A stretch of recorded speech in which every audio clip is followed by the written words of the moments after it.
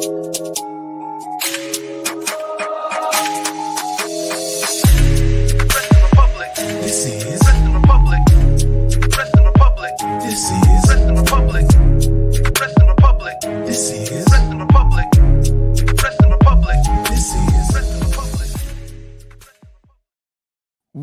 is going on, everybody? We are back once again with another edition of Wrestling Republic's daily broadcast.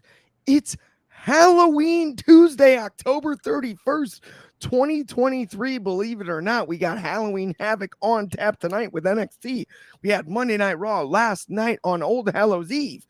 And I'm stoked to be here riding with one of my favorite crews out here on the daily, the Triple C, as we like to call them. We got Coby, Clark, and Carter, and I'll introduce each individually anyway, because why wouldn't I? Happy Halloween, everybody. Let's start first up in Canada with my guy, the head of reviewing.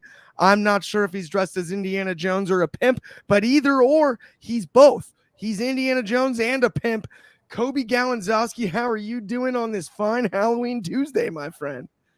I'm playing a bit of a balancing game. I got my headset on, but I also got my pimp hat on that I've worn for years on Halloween. It's been a staple for the last 10 years and might as well bring it back, but it's a bit of a balancing act. It doesn't fit right with this headset on. 100%. I hear you, but the hat plays and I love it. And be careful, because I'll have my costume on. And not to reveal another costume, we got our good friend Carter, that's with a D, because he's got his Vader mask as well as his NXT title, and of course the traditional Cardi Cornette scarf on this fine Halloween. But how are you doing Tuesday afternoon, my friend, here in Southern California? I'm doing good, Clark. We are rocking it. I am currently on the prowl for Braun Breaker. I have stolen Ilya's title, and I'm looking for my next challenger, but I'm doing pretty good. I love it. I'm happy to be here too. And we got comments here too. It's a holiday, guys. And this is a fun one. I've been a little bit of a Halloween curmudgeon, a little bit of the Halloween Grinch for years now, but I'm back into it this year. And just so you guys know, this isn't the only show I'm doing today, but if you're going to tune in later for NXT Off the Air, you will see my Halloween costume this time. And it's a good one. Be excited. It'll be fun. But we got a few comments here from the fans and our friends, especially guys like Bobby Petito. Happy Halloween, Bobby Petito. Good to see you. And numero one Superfly as well. Happy Halloween to you, my friend. And not to forget, Cool Gamer. Hey, and happy Halloween. Hope you're having a great one, Cool Gamer. And thank you, as usual, for tuning in on a fine Tuesday like this. But before we get to the full-blown Halloween festivities, before we get to all of that, let's talk about Monday Night Raw. Last night, I couldn't be more excited to get into it. Let's start with Gunther. Gunther. The guy that I've been sitting here saying for weeks now is carrying this brand and has been for a long time. Not because the brand needs to be carried. His shoulders are just that strong. And the guy's that good. Every week, it's the must-watch segment on TV when you see Gunther, until you put him on the must-watch segment on TV in Miz TV with The Miz. Coby, let me know what your thoughts were on this one. It was exciting to see Gunther out there with The Miz because it's charisma versus the total package. And I fully agree with that statement. And I mean, we're sitting here thinking that Gunther being on Miz TV was something I wasn't expecting, but it's interesting because of the history. Miz is either a 7 or a 9-time IC champion. He's carried that belt and he's provided as much relevancy as Gunther has himself. And there's a lot of his history to make it. But I really liked what they did. They had Gunther and Ludwig, or not Gunther, they had Giovanni and Ludwig show up because Gunther was refusing not to come out when Miz introduced him. And it all works with the character. Miz plays the role of an instigator so well, and he did in this case, getting Ludwig to almost say "you talk when I tell you to Vinci, because we kind of know that Vinci's on shaky ground. And then we had Gunther show up, and Gunther's all about this. I'm not into the sports entertainment. The mat is sacred. The ring is sacred. I'm here to wrestle. I'm here to compete. I'm here to prove that I'm a superior wrestler. And that's kind of what he said to the Miz. He said, "You may be the better sports entertainer, but when the bell rings, you're not the better wrestler." And Gunther did his best to stay kind of compete with the Miz on the mic, and I don't want to say he succeeded, but he was able to hold his own to a degree. But the Miz can do anything and make it entertaining, and he did in this case. He played such a good heel against LA Knight, and now he's essentially a face coming for Gunther, and I think he's succeeding. He had the crowd behind him. I totally agree, and it's so fascinating how much Miz can be a plug and play character at this point in his career, given where he's so talented. We don't look back that long ago, and we're talking about Miz and can he hang bell to bell, and can he do this? Can he do that? The charisma was always there. The it factor was always there as a performer. But to see him in a spot like this opposite Gunther and it fits as usual, it's kind of like we forget Miz is up there in the underrated conversation, and that's neither here nor there. But to your point, like absolutely delightful, and I loved, as you mentioned, also the Vinci Ludwig and the you talk when I tell you to. I mean, now speaking of talking, now we're talking. With that though, we got an awesome comment here from Bobby Petito, which is he's interested in a match between Gunther and the Miz for the Intercontinental Championship. I am too, and you know why? Is because the last time this title felt huge, not to this level, but it was Miz, and it was totally different. It was not the same type of run. It wasn't you know what I mean? There's plenty of differentiators you can make. I mean, Miz brought back the old title. There's the famous promo with Bryan Danielson, aka Daniel Bryan, FKA Daniel Bryan for that matter. But I mean, it was a completely different reign. Having these two face off, it's just serendipitous, and it's something that I love when pro wrestling is able to do this. Carter, are you excited about the potential rivalry between the Miz and Gunther like I am?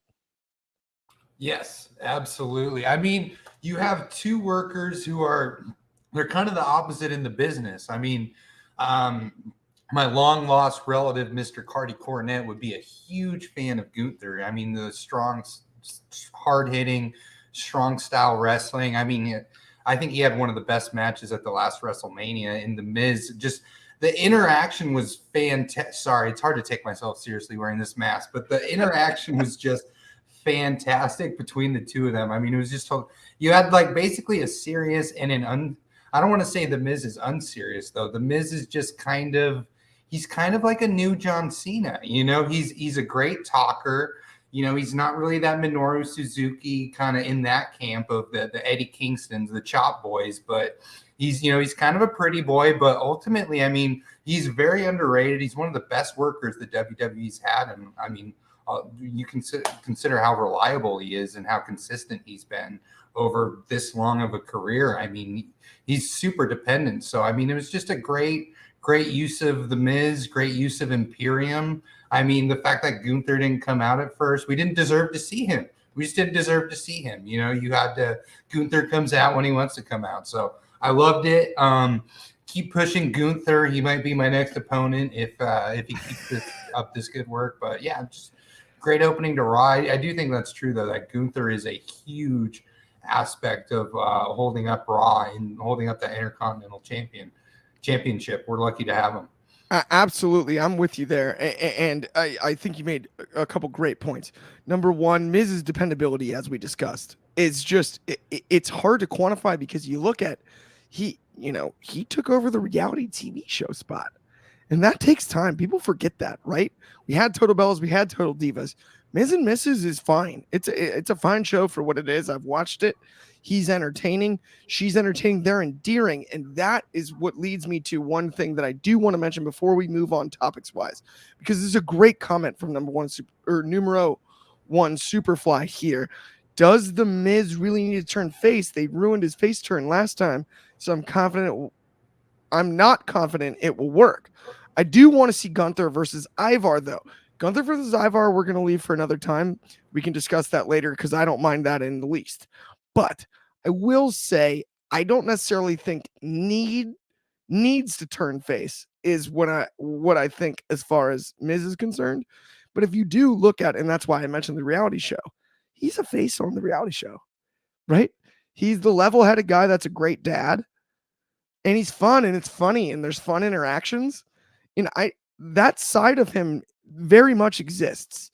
And as long as he spent as the outsider that almost had to be a heel in the way that I would compare Logan Paul recently, almost has to be a heel in this world because of the fact that he's got the social media influence and he's an outsider to us, especially more hardcore wrestling fans than casual, right? It's hard to cheer for. Miz, I feel like, has earned the opportunity to be cheered in a way that he earlier in his career wasn't necessarily on the table.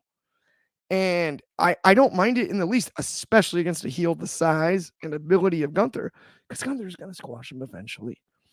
But I do believe that Miz can make it feel like it's close, or like he could. He can make us feel like he could, and then put Gunther over even further in a way that Gunther doesn't necessarily need, but why not? Keep padding, because it's been that great of a run, and the matchup in and of itself is fresh by comparison to, I do feel like recent things, as great as Gunther has been wrestling everybody under the sun since WrestleMania, nothing has felt like he's been more back against the wall than at Mania against McIntyre and Sheamus, right? Nothing's quite felt like that. Miz, in a way, because of the cleverness, because of the heel history, in maybe I don't think it's a long-term face run, but in a one-off spot, I don't mind in the least Miz convincing us, as given his history. And we have another comment here from Bobby Petito backing me up almost, with the Miz is 8 times the WWE Intercontinental Champion. So that is something to be mentioned as well, and something that can be a factor in the story, right? It to me, it drives that storyline in a way that is helpful, because Gunther's only got the one. It's long. It's a long one. It's a record-setting one.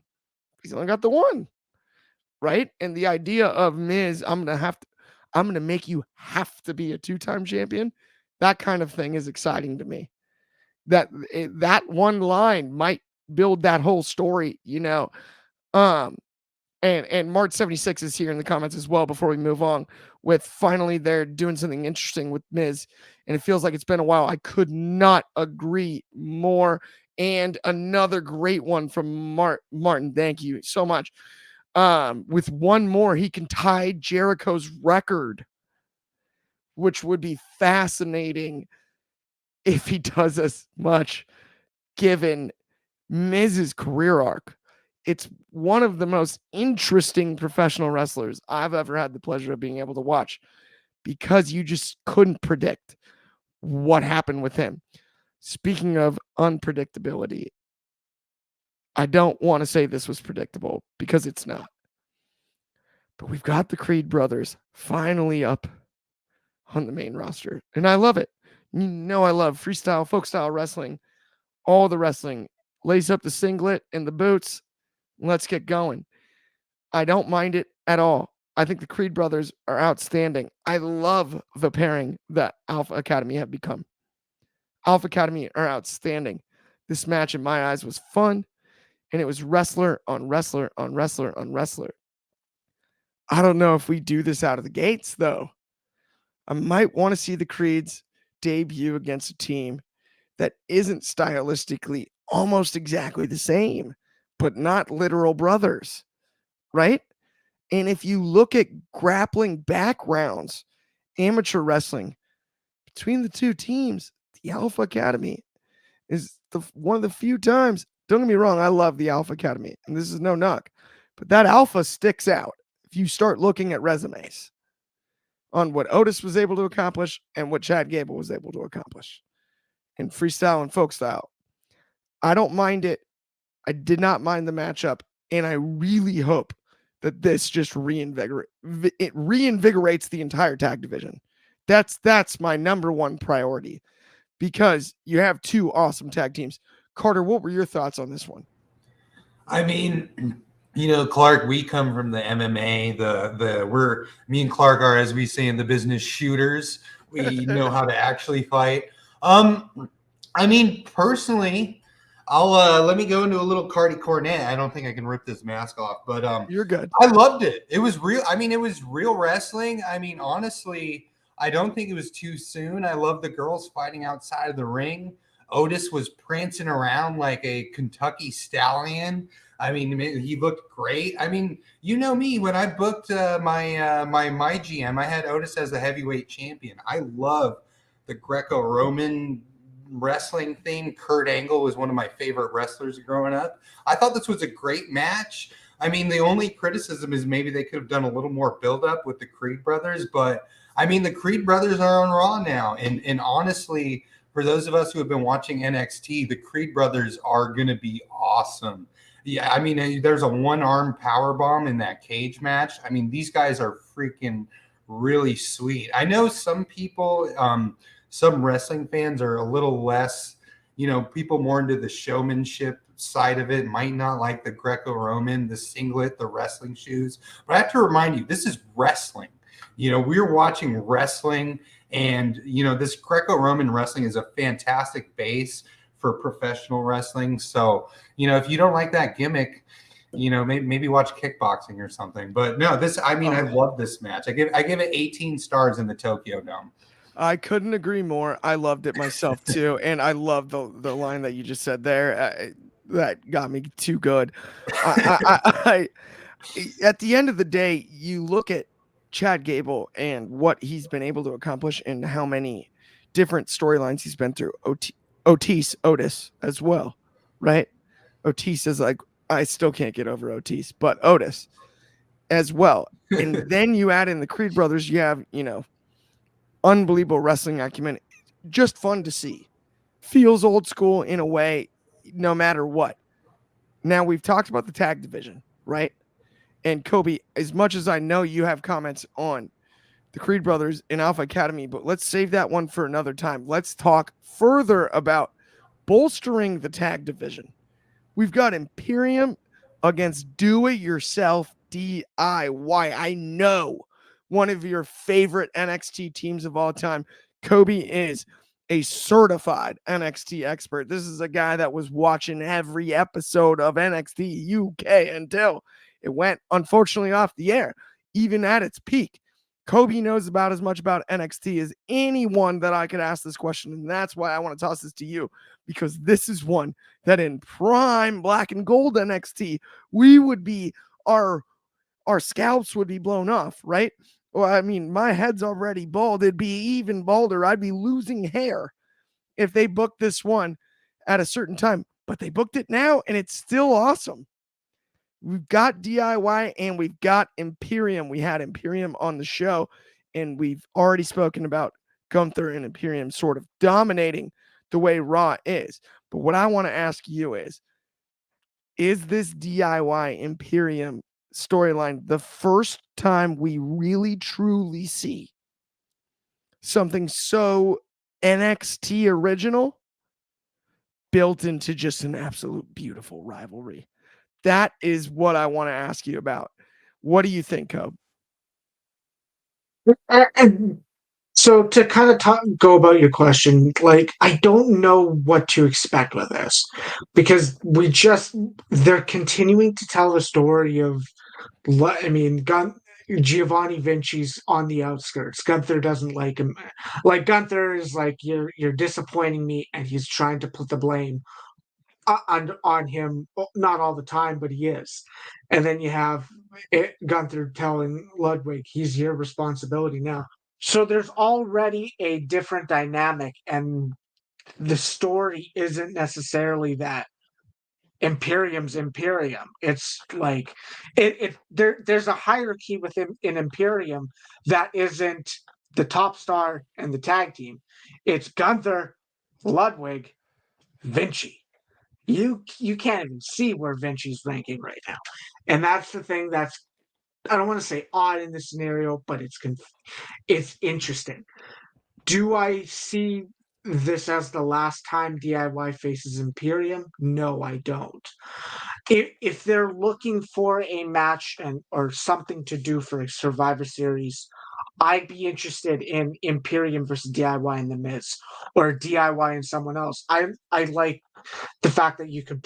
There's a lot of kind of faction rivalries, or at least rivalries that aren't singles rivalries in the company right now, that you could stack Survivor Series with 5 tag matches or 4 in the War Games or whatever.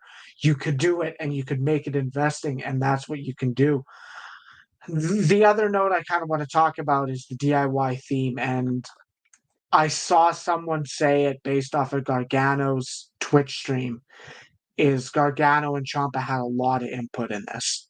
Gargano and Ciampa were in the process of making this theme what it is now, because they got the new theme, and I know we're gonna miss Chrome Hearts, and we're gonna miss Rebel Heart like we always do. But keep in mind that they were a part of the process, and this isn't just them kind of pumping out a generic theme. They were a part of the process. They made it. They helped develop it.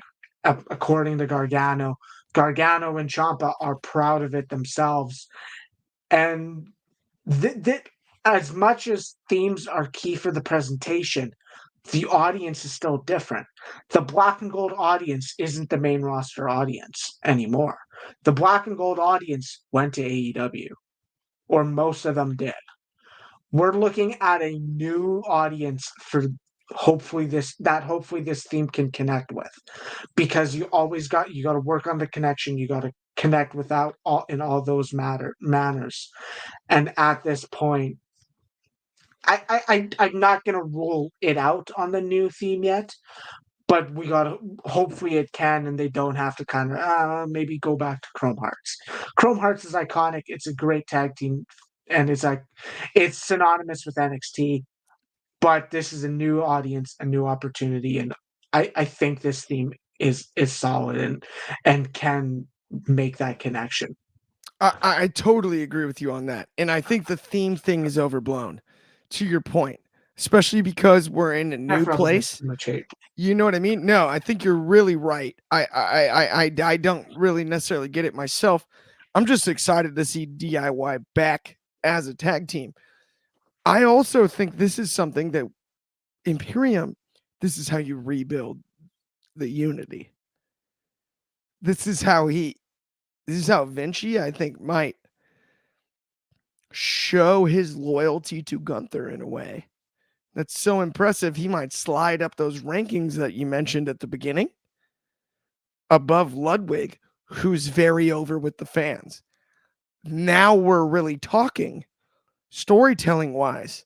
If all of a sudden Gunther goes, you know what? Maybe Vinci is more loyal. Ludwig's getting too over. And we've kind of been, there's room for storytelling there where those rankings can change in a way that I think is really exciting. But at the end of the day, like our good friend Bobby Petito mentioned, it was great to see a match between DIY and Imperium. Come on, man. That's a dream NXT match. It just is. He also mentioned that Dexter Lumis could get involved. I'm not so sure about that in this one, but I do not mind the comment in the least, my good friend Bobby. But before we move to the next segment, let me mention that this one is Chelsea Green. Chelsea Green. Of course, married to Zack Ryder and Matt Cardona. And it's just this was comedy to me. We've all seen the picture of Natalya and Matt. I mean, we've all seen it. And we all know, and I'm not saying we all in doing this, but like, if you watch enough wrestling, you've seen the picture and you know that Chelsea Green is married to Matt Cardona. This match was fun. They made it fun. This is all in good fun. Cardi, what did you think of this one? Well, Clark, you know I'm passionate about women's wrestling, and this is one of the many reasons why. This match was fantastic. I give it 19 stars in the Tokyo Dome.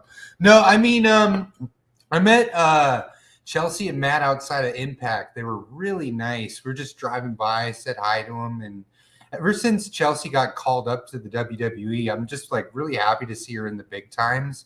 And I gotta say, Natalya's sense of humor is absolutely hilarious. The way she leaned into that joke on Twitter and Matt Cardona was playing off of it. Like, I don't know if I've ever seen anything like in the modern era of a guy outside of the big company kind of building a match like this. But I love this match. I watched it twice. I watched it once and then I called my mom. I'm like, Mom, come over. You have to watch this match. I just thought, you know, they say the WWE can't do hardcore wrestling. What's more hardcore than a bunch of candy cane on the floor in the ring? I'd rather step on a pile of Legos, to be honest with you. But now, I mean, I couldn't imagine, what was it, a trick or street fight or something? It was just like the outfits. Oh, and don't get me started on, Piper Niven. I almost called her Dewdrop. Piper Niven's outfit. I mean, Nikki Cross. I'm worried about her legitimately. Someone please, I don't know. I know the mental health facilities aren't as they used to be, but I think Nikki may need some help. But no, it was just, I mean, hilarious. You know, I think these women are doing a great job with the tag division, with Chelsea and Piper just making it exciting after an injury. And it was just hilarious, fun and exciting. And if you don't like that, well then you might be a card cornet. I'm totally with you, and it cracks me up too because you have two great talents like Chelsea and Natalya, and Chelsea playing the finger quotes Karen of the WWE is just, I mean, this will all be shot up the chain of command, win or lose. She's going to complain. And the brilliance of the character, I think, on top of Natalya, it's just, you had Natalya who's charismatic and bell-to-bell money, right? Who would that hurt is the way I would go with it. And Bobby Petito agrees. Chelsea Green is great. She really is. Yeah. Talk about character work. She's outstanding. Now let's talk about Seth Rollins. Let's talk about Seth. Seth, is he Seth freaking Rollins? Coby, I know you're muted right now, but is it still freaking or no? I think they still have the freaking in it. It's still freaking. So we got Seth freaking Rollins against JD McDonough. And they've gone out of their way to say it on all the shows. He's not a member of the Judgment Day. He's an associate. JD McDonough, it doesn't matter which letter of the alphabet it is. It's JD McDonough, but he's not in. He's not in the group. There's the group, and then there's JD, the associate member, representing the Judgment Day. Now, putting JD McDonough in the ring with Seth Rollins, now we're talking. And this is what we need from JD. What do you think the future of his relationship with Judgment Day is? Coupled with this full interaction with Seth Rollins, Coby. That's what I want to ask you. So I want to think about it in terms of how we saw War Games play out last year. And we don't know if we're getting a War Games or what form of Survivor Series we're going to even get this year. But look at what they did last year. we had Sami Zayn essentially proving himself to Roman Reigns, to the bloodline. He previewed it, or not previewed it, but he proved himself entirely. He turned on Kevin Owens to help Roman Reigns win last year. I don't know if we're gonna get that similar statement because the bloodline was already heel and the Judgment Day are heel as well. So why the thing I want to say is why would we repeat the same angle of having JD finally get into the Judgment Day if he is the reason they win War Games? I don't know if that's the direction. I don't know what I don't know the correlation, but I 100% agree. JD McDonough in the ring with Seth freaking Rollins. It's money. They were great. They seemed like they've done this before, and I believe it's their first match together. They looked good. They had great spots. I really liked the transition into the pedigree at the end. And then you also had the storyline of Damian Priest is there. He's ringside. He's teasing Seth. Seth is saying, "Do it." Blah blah blah. What I want to mention, and I don't want to forget this happened, is Seth's promo before it. Yes, JD ended it abruptly by attacking him, but Seth proved that he is a babyface in that promo. Drew McIntyre had a promo video basically saying there's no more broken dreams. He turned it into a woe is me story of I won the title with nobody in attendance.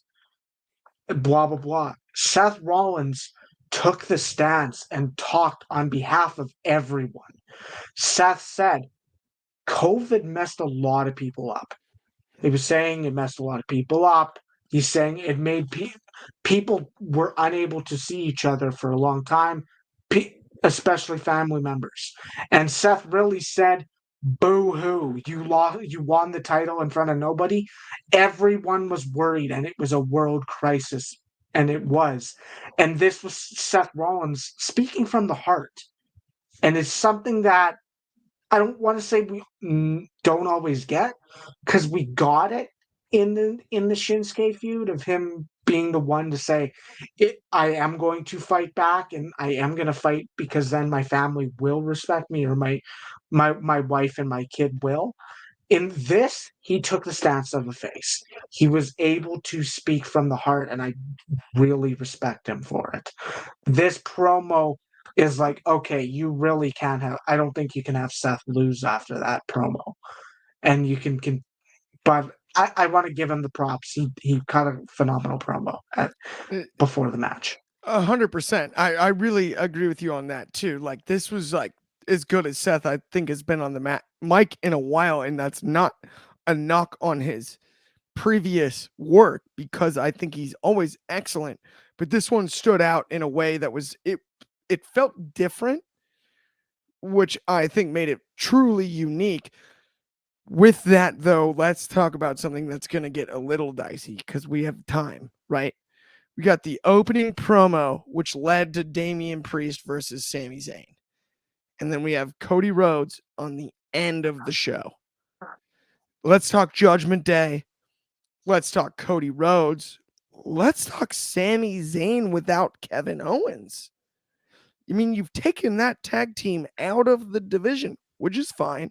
We've mentioned tag team wrestling in the way that it's been bolstered earlier in last night's Raw, earlier on today's show. And that's not the point.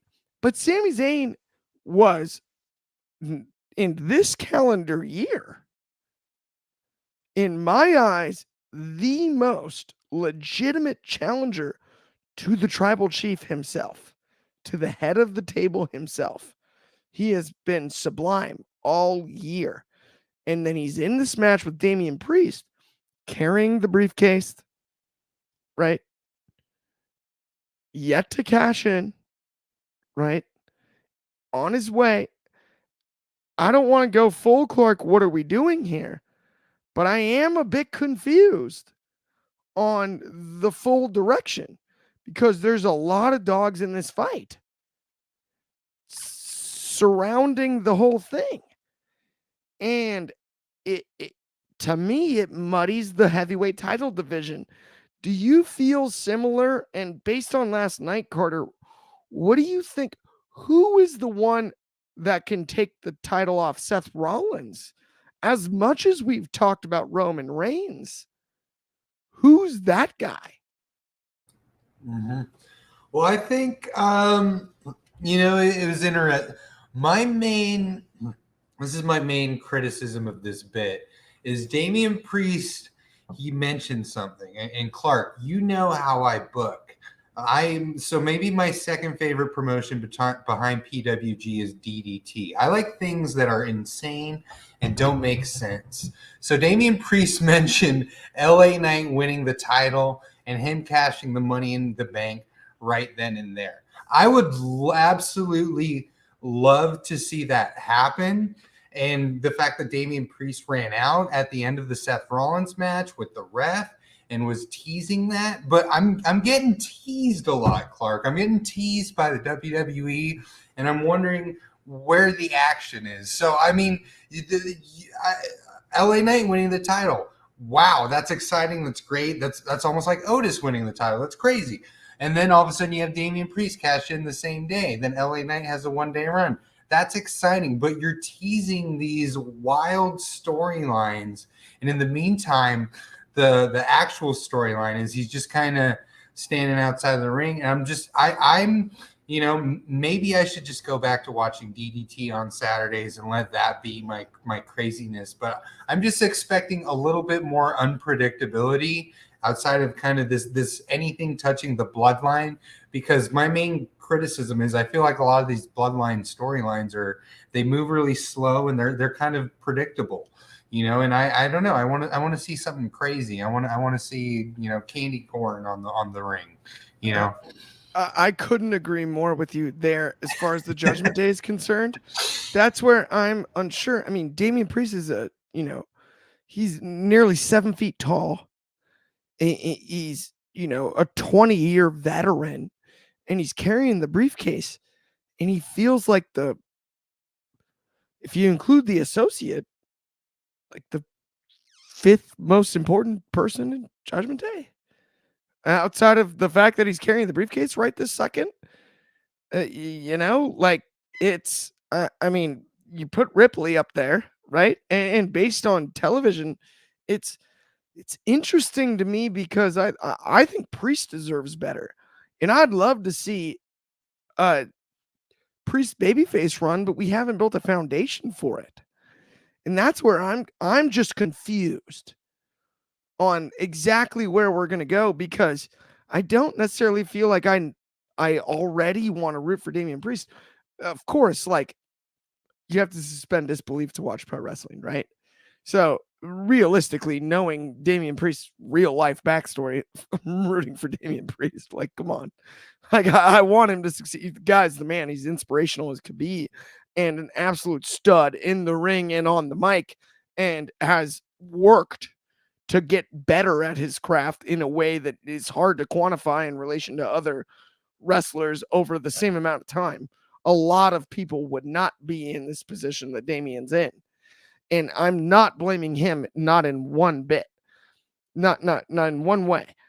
I just personally feel like it would be super nice to see him be pushed in a way where either A, he becomes so likable that logically he's our next big baby face, or B, he is so dastardly, he doesn't care about his own group. Basically, right? I mean, maybe he takes on JD and gets rid of Finn Balor. Maybe whatever it is, right? Something like that, but just to give me some substance. And that is not Damian's fault, because every single time he laces him up, shows up in the ring, he delivers. But I would love to see a little bit more story. What do you think about this one, Coby? Who do you think it is that ends up eventually challenging Rollins? Because there's also an argument to be made that Cody Rhodes, as usual, and he didn't ask us exactly what we wanted to talk about this time, but is basically saying everything runs through me. I think you made a lot of really good points there, Clark. The one thing I kind of want to question is the fact that we've spent the last almost 4 months of like, is he or is he not on the outs of Judgment Day?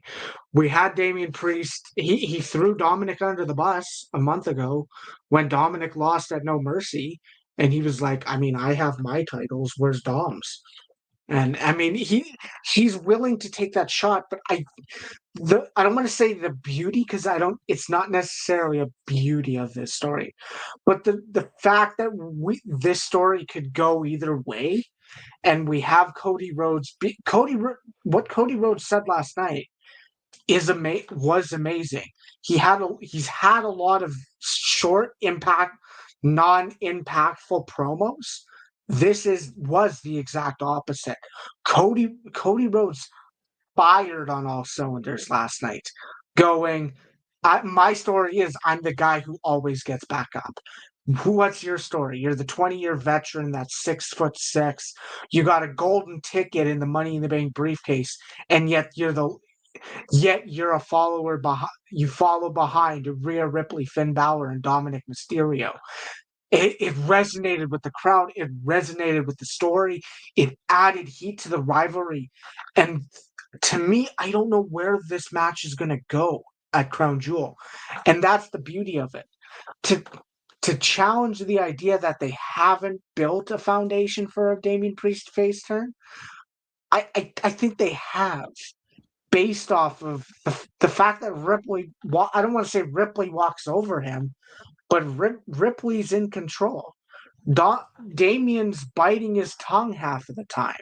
There's a lot of room that, like you said, Damian could be the catalyst to the Judgment Day. The Judgment Day's formation. He could be the catalyst to splitting them up.